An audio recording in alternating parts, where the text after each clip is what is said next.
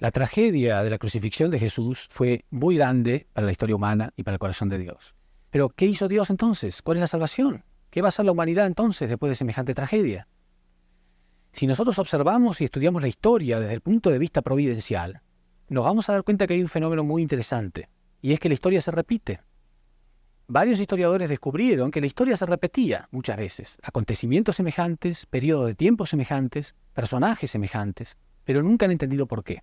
La razón es que cuando algo no sale según la voluntad de Dios, Dios tiene que volver a repetir para probar la responsabilidad humana, para intentar que el hombre cumpla con su parte de responsabilidad. Entonces vamos a ver ahora que cuando Dios trabajó durante miles de años para enviar a Jesús, y Jesús fue crucificado, todo ese fundamento se perdió, y Dios tuvo que volver a comenzar a repetir paso a paso la historia durante 2000 años hasta el día de hoy. Estoy diciendo algo muy importante, que desde Jesús hasta hoy es la repetición exactamente igual, con periodos de tiempo semejantes, con personajes semejantes, con acontecimientos semejantes, que lo que ocurrieron 2000 años antes de la llegada de Jesús.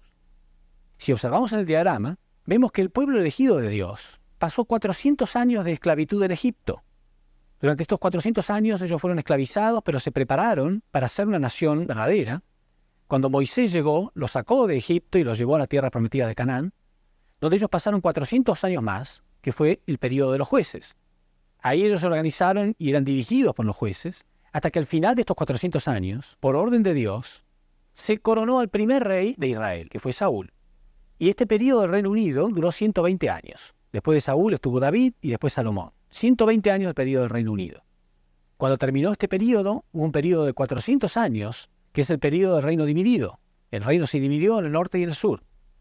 Después de esto, ellos fueron llevados en cautiverio a Babilonia y pasaron 210 años allí en cautiverio. Por último, vino un gran reformista que fue Malaquías.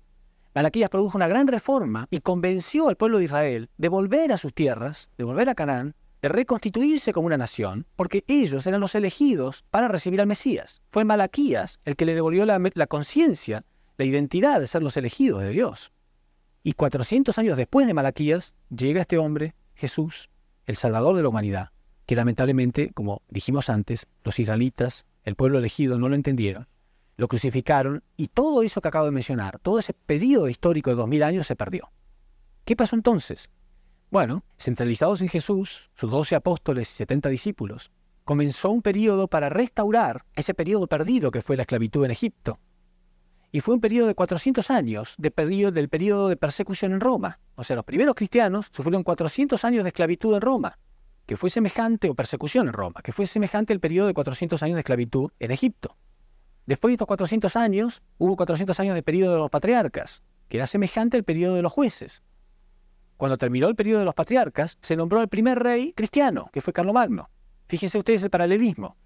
Primero el primer rey judío, el primer rey israelita, y en el mismo periodo, paralelamente hablando, el primer rey cristiano, que fue Carlomagno. No era casual, era exactamente la restauración del periodo anterior. Cuando terminó el periodo del reino cristiano, 120 años, también se dividieron los reinados. Pasó exactamente igual. Se dividieron y fueron 400 años del periodo del reino dividido. Cuando estos 400 años terminaron, el Papa, por primera vez, fue llevado en cautiverio en Francia.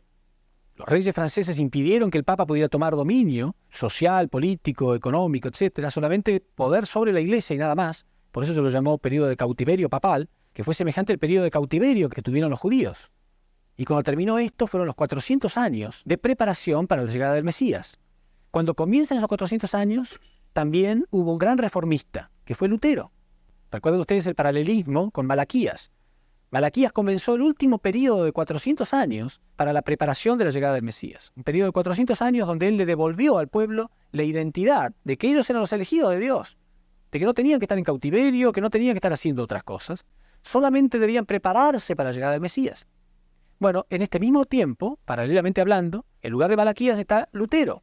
Y Lutero le pretende devolver a los cristianos la identidad de ser los elegidos de Dios, que no tienen que estar haciendo otras cosas, solamente deben estar enfocados en recibir a Cristo, de que estamos en los tiempos donde Cristo podía llegar. 400 años después de Malaquías, dijimos, llega Jesús. Bueno, ya pasaron más de 400 años después de Lutero, y todos los cristianos están esperando la llegada de Cristo. Y muchos grupos cristianos anuncian que realmente estamos ahora en los tiempos de la llegada de Cristo. Si nosotros analizamos qué fue lo que pasó en la historia humana en estos últimos tiempos, en este último siglo. Durante miles de años la ciencia y la tecnología creció muy levemente. Pero en el último siglo el crecimiento de la ciencia y la tecnología fue tan vertiginoso. ¿Por qué ocurrió este milagro? El hombre llegó a la luna, se crearon naves espaciales, computadoras, comunicaciones vía satélites. ¿Por qué un crecimiento tan grande? Porque Dios está preparando el tiempo para que el reino de los cielos pueda estar establecido, tanto espiritualmente como externamente o materialmente hablando. Y, como dije, millones de personas en el mundo saben que estamos en los tiempos de la llegada de Cristo de nuevo.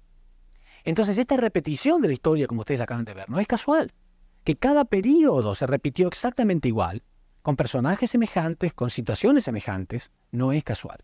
Por supuesto, estamos dando una reseña muy breve de todo esto, pero en algún momento, cuando las personas son capaces de escuchar una conferencia un poco más prolongada, pueden ver que los detalles son realmente sorprendentes y que no es casual que la historia se haya repetido. Quiere decir entonces que estamos viviendo los tiempos más significativos de toda la historia humana, porque estamos en los tiempos de la segunda llegada de Cristo. Pero ¿qué pregunta razonable puede hacerse cualquier persona hoy en día? Si realmente estamos en los tiempos de la llegada de Cristo, ¿cuál es la pregunta más razonable? ¿Qué es lo que ustedes quieren saber con respecto a esto? Ustedes querrán saber cómo va a venir Cristo, cuándo va a venir y dónde va a venir. ¿Qué persona que sea seria frente a Dios, que realmente crea en Dios y ame a Dios, y cualquier persona que esté pensando realmente en la solución del problema humano y sabe que Dios de algún modo nos va a ayudar, estará preguntándose, bueno, ¿de qué modo va a ocurrir esta llegada de Cristo? Los cristianos están esperando la llegada de Cristo, pero hay un pequeño problema, o yo diría quizá un grave problema, que es la confusión de versículos bíblicos entre lo que es simbólico y lo que es literal. Sabemos que Cristo viene, pero ¿será que va a venir en las nubes? ¿O van a ser como toda persona nace? ¿Cómo va a ocurrir esto? Y a veces cuando hacemos preguntas al respecto, conseguimos en lugar de una respuesta concreta, una respuesta simbólica. Y no es eso lo que estamos buscando, ¿verdad? No queremos una respuesta simbólica. Queremos saber cuál es el plan de Dios para este tiempo.